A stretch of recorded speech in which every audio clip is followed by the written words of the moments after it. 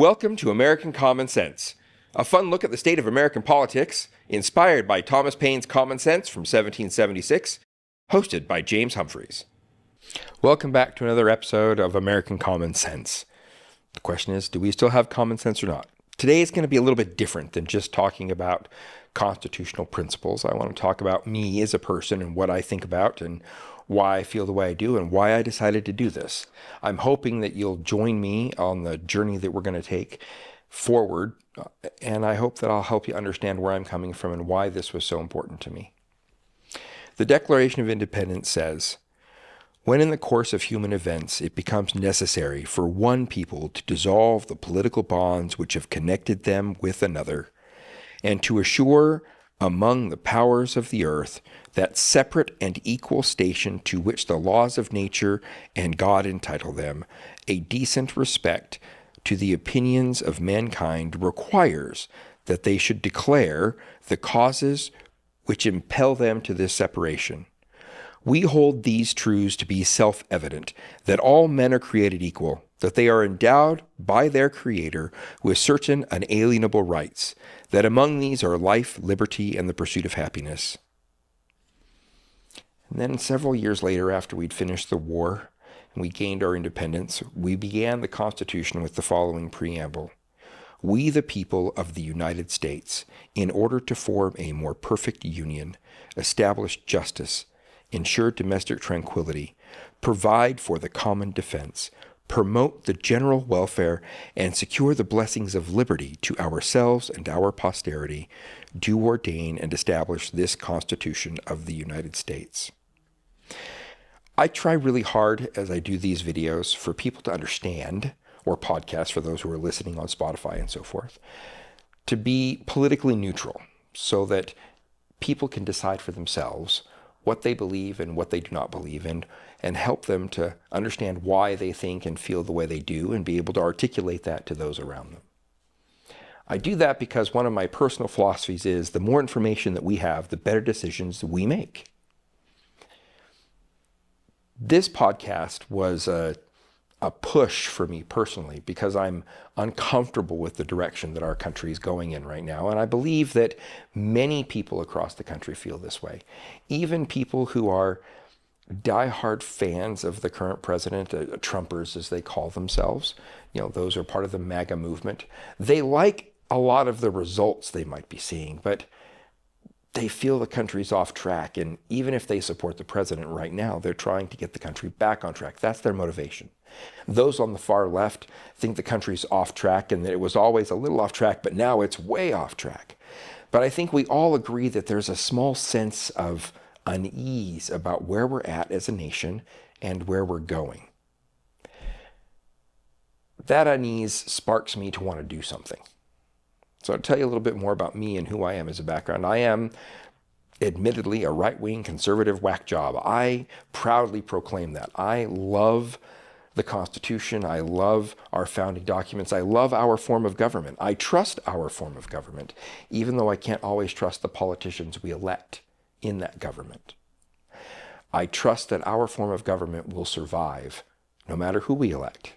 And it has been through some very rough times over the last 250 years, and it has survived intact. It takes a little bit of time to recover from bad things happening, but the world is better off with the United States in it, and the world is better off with our form of government in it, and the world is better off as us being the beacon on a hill that shines freedom for the entire world as an example to them for what we can and should become as global citizens and not just as Americans. That being said, as I said, I have a little unease. I'm a little uncomfortable. Why am I a conservative? Do I identify as Republican or Democrat and independent, those kinds of things? My political registration doesn't really matter. I will say this, though. I will say that the idea of being a conservative like me who believes in limited government, we're definitely a rare breed these days. And I'll explain that to you. My friends on the left, who are Democrats, they tend to be people who believe in massive government intervention at all levels on a broad range of issues. That's just what they believe. As a rule of thumb, they believe that The government has a right to intervene in things like business and healthcare, the environment, and so forth.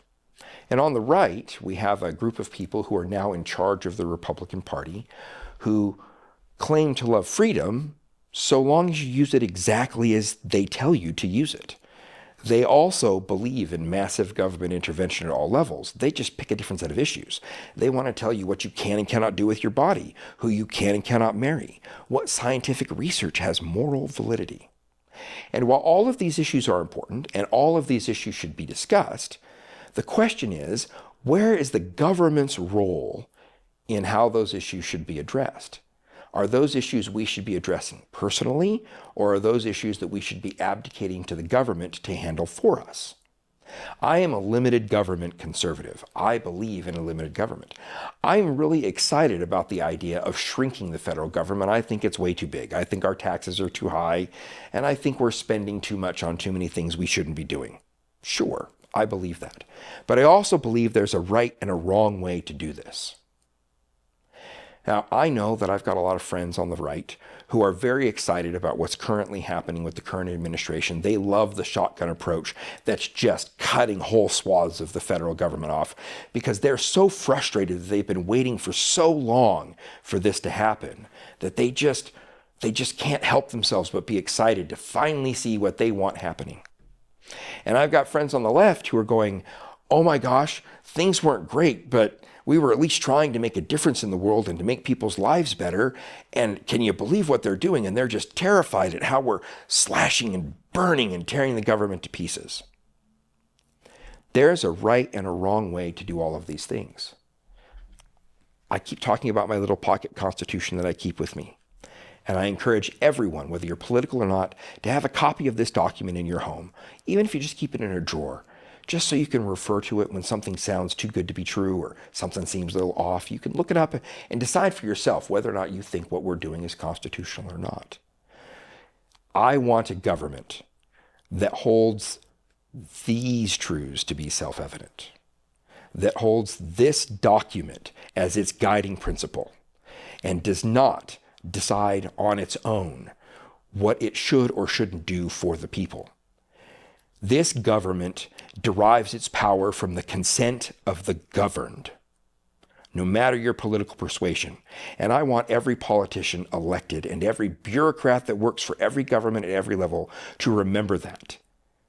The power you wield comes from the consent of the governed, and we will replace you, we will rise up, and we will call you out if you are not doing what we want you to do. And I think everyone agrees with that, no matter their political persuasion. We've gotten a little complacent as a population, but I believe this is a call to action, what is happening right now, to remember that we have to do things the right way. It isn't just enough to get something done. How you do it matters. We do not want to be seen in the history books in 50 years to be another country that falls, another great democracy that falls in the same way that Italy and the Germans fell in the 1930s or the Cambodians fell in the 1970s. We cannot allow that to happen to this great nation, to this beacon on a hill. I cannot stand idly by. So my goal is to make sure that as many people as possible can hear me and see me and learn with me, work with me, study with me, argue with me even, so that we can have a higher degree of discourse in this country, to talk a little bit more in our homes, around our kitchen tables, in our churches, and yes, in our government buildings, to make sure that we're holding our elected leaders accountable and making sure that they revere this document. And if they don't, we need to get rid of them, and get rid of them now. Elections matter. And by God, we are going to make sure that the next election matters. No matter your political persuasion, it matters that we talk about these things and that we're together in this. I've watched what's happened over the last few days. I'll be very clear on one specific issue. I can't get into all the details, but I want to talk about the whole chat thing that's happening. Discussion of war plans about what we were going to do to bomb Yemen in March of 2025 that was on a secured but unapproved network with the entire national security team of our executive branch. And somehow a journalist was invited there, and he shared information about what was discussed, the disparaging comments that our people had for our European allies who have had our back for the last 80 years, and detailed plans on what was going to happen. And several of those people, from the CIA director to the Secretary of Defense to the National Security Advisor, blatantly lied under oath to Congress about the substance of that conversation. Can you imagine what President Trump or Pete Hegseth or anyone else would have done or said had this happened under the Biden administration? Those people should resign in disgrace. And if they don't, they should be fired. And sadly, because we have our blinders on the right, we're going to give them a pass. And even more so, it's sad because the left, they'll be satisfied if one person resigns. Unfortunately, if everyone who should resign from this awful disgrace resigned, we would have to replace the entire national security team. President Trump does not deserve this early in his presidency to have to replace his entire team as a result of their gross incompetence and the example they set that tells every member of the military, every member of the intelligence community, that it is okay to screw up of this magnitude and to lie about it, and that it is okay and you can still come to work and do your job tomorrow. Not a single person in this country should be okay with this. Not one. They don't care about this document. If they did, they would know what they needed to do to protect the national security and the integrity of the government of the United States. They should no longer be there. We will have to continue to deal with them for years to come. But I hope not just that they've learned their lesson, but they show a heck of a lot more humility than they have shown, and that they stop lying to the American public when it is blatantly obvious that they lied, because their entire chat log was released for everyone to see, that they were lying to everyone under oath to Congress. And the legislative branch, no matter the fact the political party in charge is the same party as the president, should hold them accountable, because that kind of example is the path of destruction for this country and this government. We don't deserve that. Our government is so well put together that it can withstand a massive amount of corruption and still survive intact. And it has for 250 years, as I said in another podcast.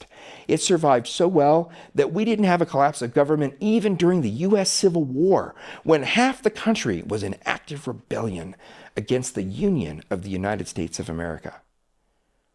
No other form of government in the history of mankind has been so successful. It is our responsibility as citizens of this great country to remember how good this is, how good we've had it, and how good we can have it again if we hold those in power accountable, to make sure they remember with humility that their power comes from the consent of the governed. I'm going to take us through the Constitution and our founding fathers and their documents over the next several months as we go through this podcast day by day and talk about things that matter and that are constitutional or not constitutional, and why we think that and why I don't think that. And we're going to have robust discussions in the comment section on YouTube.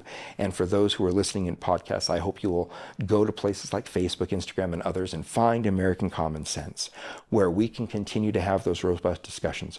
Because the only way we're going to fix this is from the ground up. We, the people, as a government, hold and give power to the government, not the other way around. We are the foundation, and only we can fix the challenges that lie ahead. Good policy is good for everyone. Good policy is not written for just the benefit of one group or just the exclusion of one group. Good policy is good for everyone, and good ideas can come from anywhere. I've seen good policy over my 30 years in government. I've seen people from the right and left have completely different ideas, completely different reasons for thinking what they do, and yet somehow they can coalesce around a single policy, because that policy is good for everyone. As we look for those amongst ourselves, in our homes, in our churches, in our local governments, we can begin to send a message up the chain, and a chain reaction can occur that will help to cleanse the government President Trump always talked about draining the swamp. You can't drain the swamp from the top down. You drain the swamp by everyone getting together and working hard individually. 1,000 hands make the work a heck of a lot lighter than putting our faith in one person to do the job. I'm praying for millions of hands to join us in a movement to improve the lives of ourselves and our friends and our neighbors by learning and understanding this document and holding the people we elect accountable. I appreciate your time. I pray that you will join us as we go on this journey together, and I hope everyone right, left, and center will join us as well. I will remain a conservative no matter how far the parties drift from those principles. Limited government conservatism that's based on this document has served us well for 250 years, and it will serve us for another 250 more if we wake up and we go together. Thank you, and have a great day.